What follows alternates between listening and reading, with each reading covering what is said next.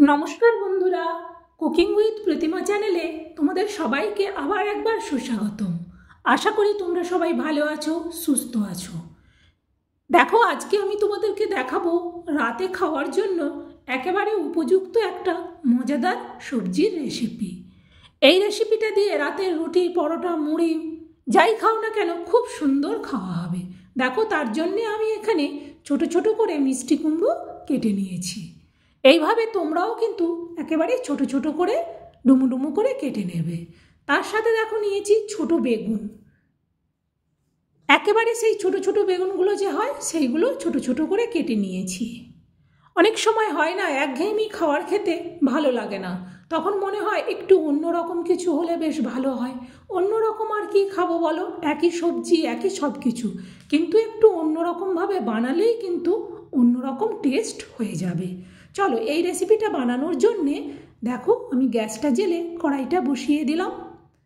তারপর এখানে দিয়ে দেবো আমি কড়াইয়ের মধ্যে তেল। তোমরা তোমাদের প্রয়োজন মতো, তোমাদের পছন্দ মতো যে কোনো তেল তোমরা ব্যবহার করবে। তারপর দিয়ে দিলাম ফোড়ন। ফোড়নটা ভাজা হলে তারপর দিয়ে দেবো সবের প্রথমে মিষ্টি কুমড়োগুলো। ফোড়নটা থেকে যখন সুন্দর গন্ধ বেরাবে ভাজার, তখন তোমরা বুঝতে পারবে। তারপর দিয়ে দেবে প্রথমে মিষ্টি কুমড়ো।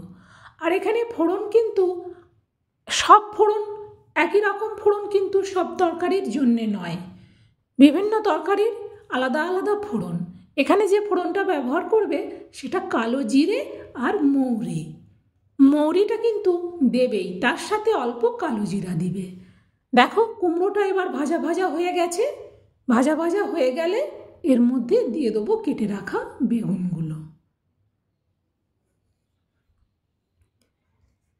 এই রেসিপিটা দিয়ে রুটি, লুচি, পরোটা, মুড়ি তোমার যেটা ইচ্ছে তুমি খেতে পারো। এটা খুব সুন্দর একটা টেস্টি রেসিপি। একই রকম বেগুনের রেসিপি বা একই রকম মিষ্টি কুমড়োর রেসিপি না বানিয়ে মিষ্টি কুমড়ো আর বেগুন দিয়ে এই রেসিপিটা অবশ্যই একবার বানিও।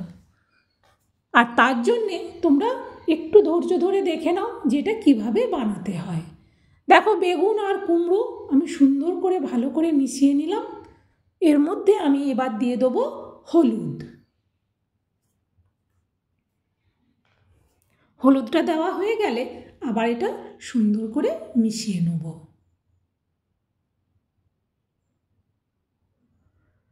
ভালো করে হলুদটা মেশানো হয়ে গেলে এর মধ্যে দিয়ে দেবো পরিমাণ মতো লবণ।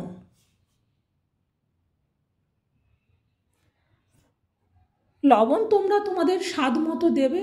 অনেকে কম লবণ খায়, অনেকে একটু বেশি খায়, তো সেই মতো তোমরা দিও। তারপর দিয়ে দেবো হাফ চামচের মতো চিনি। লবণ আর চিনিটার পরিমাণটা ঠিক করে দিতে পারলে তরকারির টেস্ট ওখানে কিন্তু অনেকটা বেড়ে যায়। এবার একটু এটা ঢেকে দিই।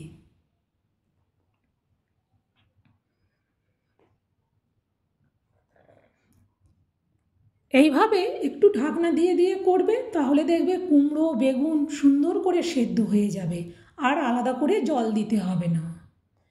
এবার দেখো এর মধ্যে দিয়ে দিচ্ছি লঙ্কার গুঁড়ো। লঙ্কার গুঁড়োটা এইভাবে দেবে, তোমরা যে যেমন ঝাল পছন্দ করো সেই মতো দেবে। দেখো, সুন্দর করে লঙ্কার গুঁড়োটাও কিন্তু মেশানো হয়ে গেছে। এইবার এর মধ্যে দিয়ে দেবো একটা বড় সাইজের পেঁয়াজ কুচি।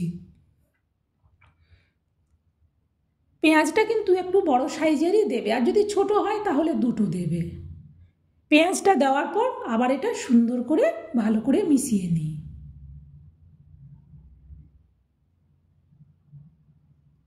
যে কোনো বাড়িতে গেস্ট এলেও তাদেরকেও এইভাবে বানিয়ে রাতে রুটি দাও, মুড়ি, রুটি, পরোটা, লুচি দাও না কেন, তার সাথে এই রেসিপিটা দেবে, ভারী সুন্দর টেস্ট হয় খেতে। আবার এটা ঢেকে দিচ্ছি।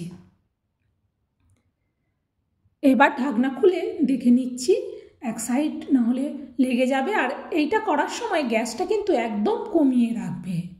আর এই রেসিপিটাতে একদম জল দিতে হবে না, এমনি এইভাবে করতে করতেই কিন্তু হয়ে যাবে। আবারও এটা ঢেকে দিই। তাহলে বন্ধুরা, এরকম রেসিপি দেখাবো বাড়ির একেবারে ঘরোয়া প্রসেসে বানানো বাড়িতে যা জিনিস থাকে সেগুলো দিয়েই তোমরাও খুব সহজে বানিয়ে নিতে পারবে। দেখো আমার কিন্তু এটা হয়ে গেছে, এবার এটা আমি নামিয়ে নেব। দেখো নামানোর জন্য একটা বাটি নিয়েছি, এই বাটিটার মধ্যে আমি ঢেলে নিচ্ছি। তাহলে বন্ধুরা একটা লাইক দিয়ে দিও, লাইক পেলে রেসিপি শেয়ার করার আনন্দ অনেক গুণ বাড়ে। আর আমার রেসিপি একেবারে ঘরোয়া এবং বাড়িতে যা জিনিস থাকে সেইগুলো দিয়েই সবাই বানিয়ে খেতে পারবে, এইরকম রেসিপি আমি তোমাদেরকে শেয়ার করব। আর ভালো লাগলে অবশ্যই লাইক দাও আর কমেন্ট করে জানিও, আর এটা শেয়ার করে দাও তোমার বন্ধুবান্ধব আত্মীয়দের মধ্যে, যাতে তারাও এরকম রেসিপি বানিয়ে খেতে পারে। আর তাহলে রেসিপি দেখানো হয়ে গেল। তোমরা ভালো থেকো, সুস্থ থেকো, আবার দেখা হবে পরের রেসিপির সাথে।